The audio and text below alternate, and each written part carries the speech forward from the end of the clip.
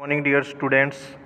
अभी हमने थोड़ी देर पहले क्वासिक स्टैटिक प्रोसेस पढ़ा था। आइए उसके डायग्राम को समझते हैं। मान लीजिए हम एक कंटेनर लेते हैं, उस कंटेनर में हम एक लिक्विड डालते हैं, उस लिक्विड के ऊपर हम एक सैंड डालते हैं और एक स्केल लगाते हैं साइड में।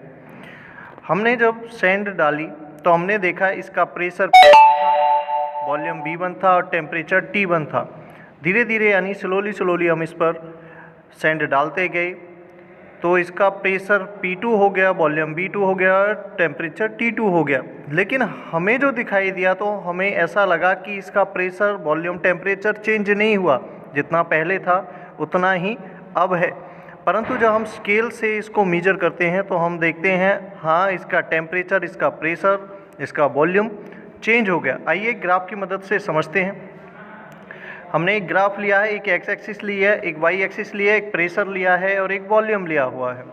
यहाँ पे हमने देखा जब इसमें पहले सैंड डाली हुई थी तो आप देख रहे होंगे फर्स्ट पी के ऊपर, यानी हमने एक डॉट लाइन से रिप्रेजेंट किया हुआ है, तो प्रेशर इतना था।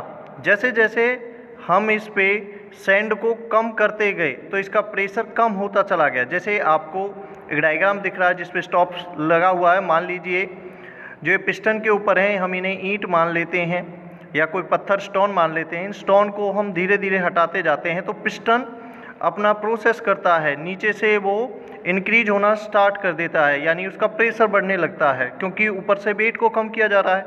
लेकिन हमें प्रतीत ऐसा ही होगा कि आप धीरे धीरे स्टोन को कम करते जा रहे हैं लेकिन उसका प्रेशर इक्वल है। हर एक पॉइंट पर उसका प्रेशर जो है बराबर दिखाई दे रहा है। इसे हम बोलते हैं क्वासिक स्टैटिक प्रोसेस, यानी हमें दिखाई देता है कि हर एक टाइम पर उसका प्रेशर, वॉल्यूम, टेम्परेचर सेम है।